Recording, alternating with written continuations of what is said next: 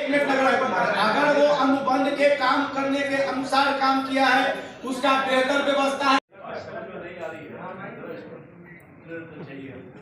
इस कंपनी को डिसमिस कर दिया था, उसके बाद 2 कंपनी की सहमति होगी तभी आप लोगों ने प्राइवेट एजेंसी को लाया। इसमें कई कठिनाई है, मैं समझ सकता हूँ होती है और हम लोग लगातार इसको एक चीज को पॉइंट को देखते हैं। सारे रेवेन्यू ऑफिसर्स को बुलाते हैं, डिप्टी कमिश्नर रेवेन्यू रहते हैं, मैं रहता हूँ, एमएससी रहते हैं, हम लोग एक पॉइंट को देखते हैं।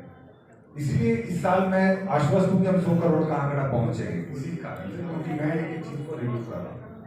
सेकंड क्या है कि हम लोगों ने अपनी भी टीम बनाई है। स्पैरो की टीम होता क्या है सर कि जैसे मैंने कहा ना कि पिछले 2 सालों में स्पैरो के आने के बाद हम लोगों ने लगभग 70,000 नया प्रॉपर्टी बनाया है। पहले 1.5 लाख था, आज हम लोग 2.5 लाख पहुंच गए। 1.60 कुछ था, आज हम लोग 2.5 लाख पहुंच गए, 2.52 हो गया। मुझे ऐसा लगता है कि लगभग यहाँ 3 लाख से होना चाहिए।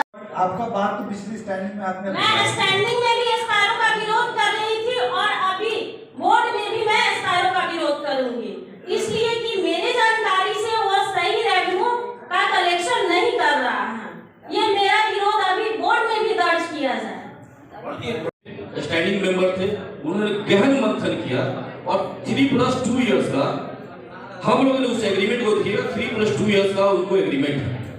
इसमें जितने भी बिंदु हैं उसके एग्रीमेंट में काफी सुधार माननीय विनय जी द्वारा, हमारे लोगों जो स्टैंडिंग मेंबर्स उस समय द्वारा कई चीजों का सुधार किया गया।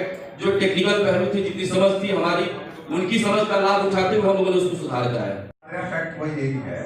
मैं आपको टारगेट भी बता दूं, आपका रियलिस्टिक टारगेट है 70। और 1 मिनट, अभी जो बताया गया हम पर कि हम कलेक्शन का विरोध करें, नहीं सुन लीजिए, बताया गया तो हमने सच्चाई बताया, एग्रीमेंट के अनुरूप पूछा।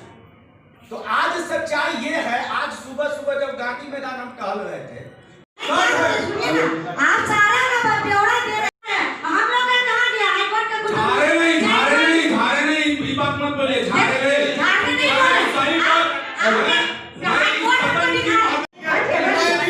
यही बात बोल रहा हूँ कि पास कर लीजिए, लेकिन अभी एक आदमी बोले कि पीछे से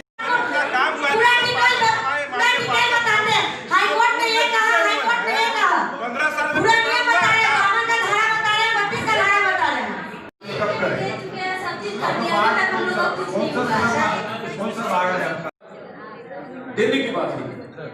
मैं समझता हूँ कि जब स्टॉल चिन्हित कर देंगे तो जीविका देखिए आकर के अपने उत्पादन का जो चीज है मार्केट उसको मिल जाएगा। इसलिए इसमें चिन्हित करके पता नहीं चिन्हित है कि नहीं। मैंने क्या था कि उसमें ये टेकअप हुआ कि नगर निगम उसकी राशि का भुगतान करे, हम लोग पेमेंट करेंगे और पेमेंट हमको आएगा कहाँ से, उसके लिए विस्तृत रूपरेखा जो भी बनाई गई होगी कि हम लोग दुकानों का आवंटन कर देंगे, उससे हम लोग को पकड़ी का अमाउंट आएगा या इनिशियल जो डिपॉजिट होते हैं वो आएंगे और उससे हम लोग अपने मॉल्स का कंस्ट्रक्शन करेंगे।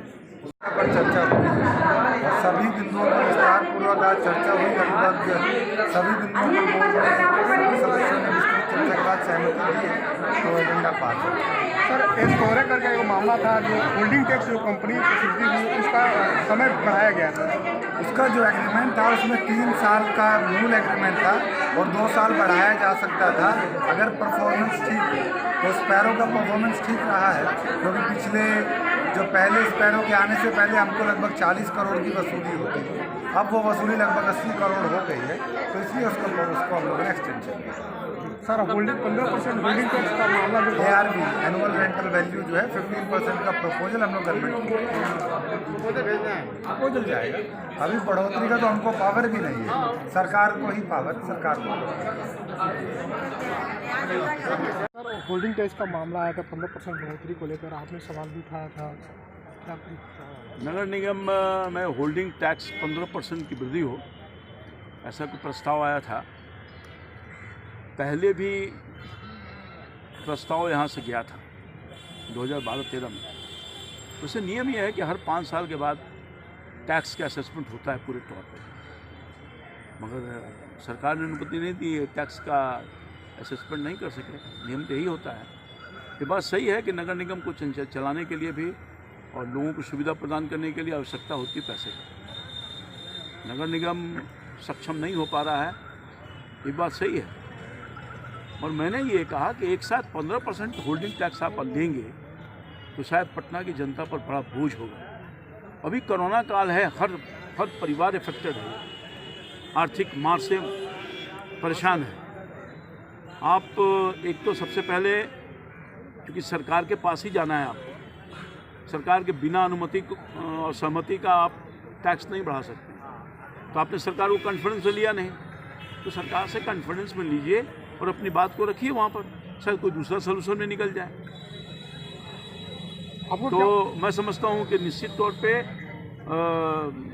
ये जनता पर भारी बोझ मुझे लगा और जनप्रतिनिधि होने के नाते मेरा ये क्योंकि मेरा जो इलाका है नगर निगम के अंतर्गत, वहाँ वो सुविधा नहीं मिल पा रही है। जो टैक्स दे रहे हैं उसी पर उनको सुविधा जो मिलनी चाहिए नहीं मिल पा रहा है। तो टैक्स बढ़ा देंगे तो कहाँ सुविधा मिलेगी। वहाँ पर नाला का अभाव है, वहाँ सड़क का अभाव है, वहाँ सफाई ठीक ढंग से नहीं होता। हाँ, लाइट वाइट का व्यवस्था हुआ है, बात सही है, हमने कहा भी, आपने काम किया है। पर जो आवश्यकता है जनता का, उस आवश्यकता की पूर्ति नहीं हो रही है।